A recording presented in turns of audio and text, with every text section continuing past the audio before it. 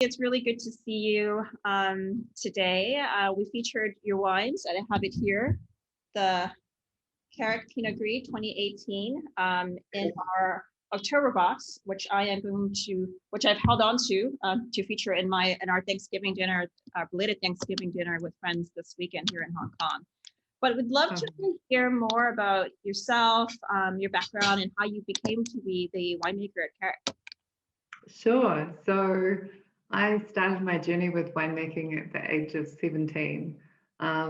We were lucky enough to make wine in high school, and that sort of sparked an interest for me, which worked its way into me working in a vineyard in Central Hawke's Bay, a tiny little vineyard, and just with a sort of family owned, and I just family owned property, and I just love the passion, the link to the agricultural side, and the creativity of it as well. So that then led me to go off and study at Lincoln University in Christchurch in New Zealand, and then go off and eventually travel around the world making wine in different places, and working in Marlborough for some time and Hawke's Bay as well. And finally, I moved down to Central Otago about 3.5 years ago. And I've been working at a winery that was just down the road actually from Carrick. But I knew Francis well. Francis Hart was the previous winemaker for Carrick, and he'd been there for about 8 years. And he was an incredibly vibrant, passionate dude. And I got chatting to him, and he was looking for an assistant winemaker, and Carrick just sort of fitted the bill for me. It was small and organically farmed and making really interesting wines. And Francis was also dabbling with natural wines as well, which was not many people are doing it in Central Otago. And I had worked with them previously in Marlborough at a winery there called Carricks, and they just loved the creativity of those wines as well. So a lot of things sort of attracted me to Carrick, and so I got chatting with Francis, and then he brought me on, and we worked together for about 6 months, which was fantastic. Handover and time to really understand his philosophy and Carrick and the history of the place, etc. And then just after harvest in 2019, he took off to Canada to work over there. So I ended up taking over as a senior winemaker, and 2020 was sort of my first harvest at the helm. So yeah, fantastic kind of journey to get where I am today, but very, very happy to be winemaking now at Carrick. What would you say is described as a signature style at Carrick, and will you help with evolving that? Yeah, sure. So Carrick is this, I guess it's like a peninsula, and it's surrounded by water. So you've got the Kawerau River running down one side and the Bannockburn Inlet on the other, and it sort of sticks out. And so it's a really windy spot, but it also was formed from glacial sands. So it's really sandy soils, and the wind, the sand. Central Otago is very continental, so we get a lot of sunshine, but also quite cold nights. And that sort of culminates in these vines that have got a lot of structure, which is really cool thing to have in New Zealand. In New Zealand, we tend to make quite fruity wines because of the high sunshine hours that we get.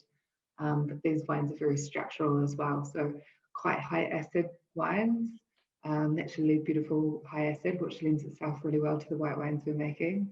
And then also quite firm tannin structured Pinot Noir as well. So lovely problem to have in New Zealand. Having structure is something that sort of defines the place, because very often, as I say, they're often defined by the fruit, but Carrick is very much defined by the structure. Interesting. And how do you think this compares to maybe some of the other wineries in Central Otago? Yeah, so we're pretty blessed in Central Otago. There are a lot of small wineries doing some really great things in terms of quality, and working with organic fruit as well, which we are as well. So I guess we're similar in a lot of ways to many of the other wineries in Central Otago, but because of the way Central Otago is, there's a number of different sub-regions, and within those sub-regions, there's differences as well. So whilst we're quite close to Felton Road, for example, in Bannockburn, we don't make the same style of wines. Felton Road very much has a lot of clay soils in their vineyard, whereas, as they say, we're very sandy, and our wines tend to be very elegant, structural, yeah, with that lovely natural acidity to them as well. A lot of tension to them, and really good balance overall, I think, for our wines. And that's really critical and something that Francis was very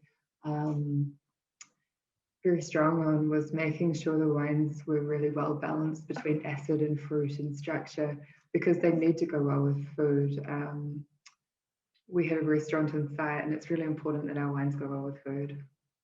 Yeah, and that's absolutely that I remember when I visited 2 years ago, was that the wines were beautifully balanced with the food that we had on the grounds. I'm not a foodie at all, but I do still have a very good memory of that. What do you think, Paris? Well, I'm just going to start with, given that I do have the Pinot Gris, and I'm looking giving dinner ideas. What do you think, Paris? Well, with that, and how does the food pairing kind of, if at all, factors into the winemaking and the wines? Sure. So we're pretty lucky at Carrick. We have not only Pinot Noir, but a lot of Chardonnay, Sauvignon, Pinot Gris, Riesling, and Pinot Blanc. So quite a wide variety of white wines.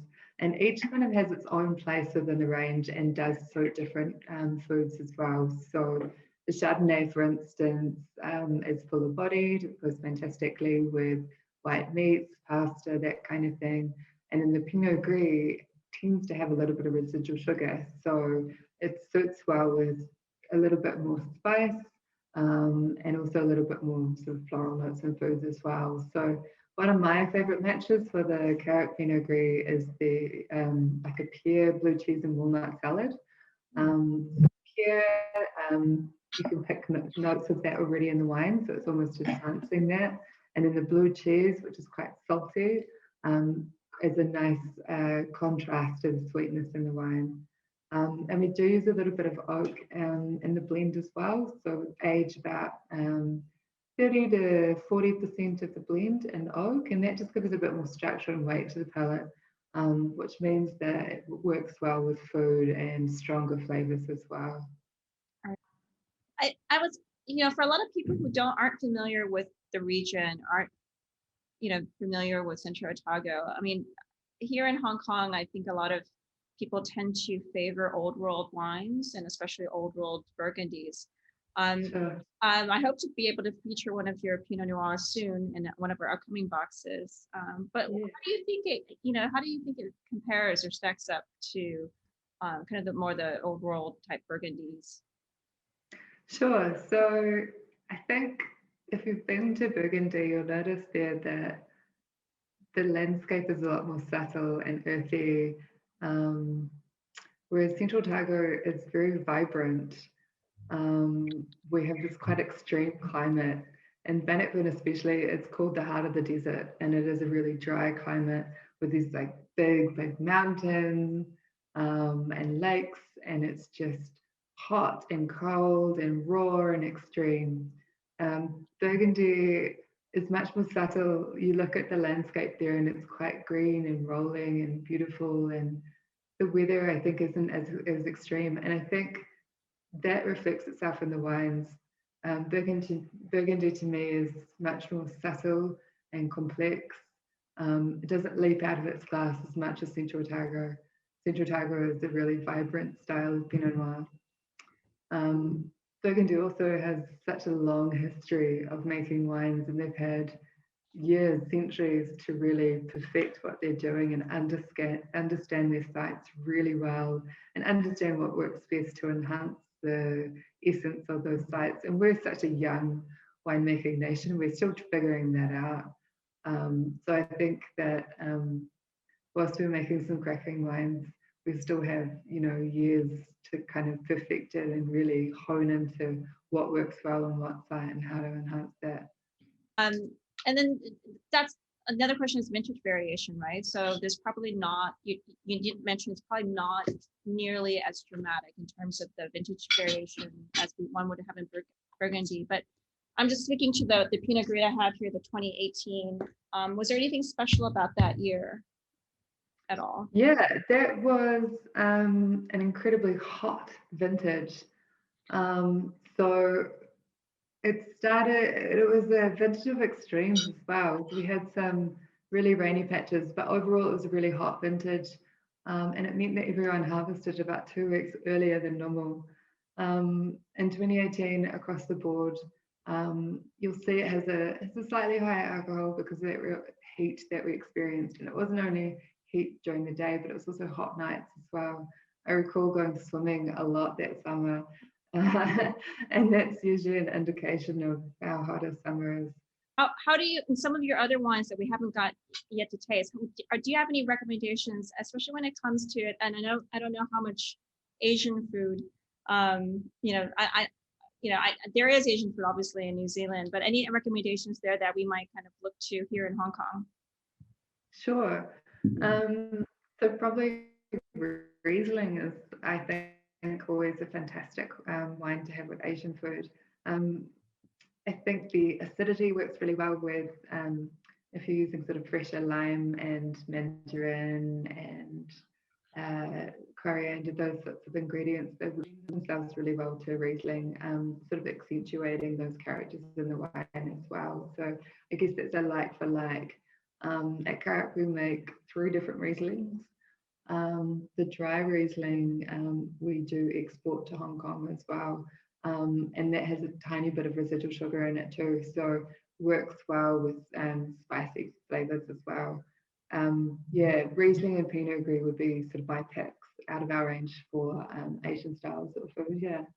I always like to ask winemakers this. I know you obviously drink a lot of your own wine, but are there other wines that you like to drink on your day off, on your evening off? Yeah, of course. Yeah. I mean, I like to explore everything really. And as a winemaker, you're really curious, and to taste widely is really important. I often have dinners and parties with friends who are in the industry as well, and we'll each sort of bring along bottles of wine, and you end up sort of trying a whole bunch. If I had to drink wine from one country for the rest of my life, it would have to be Italy. I really love the wines from there.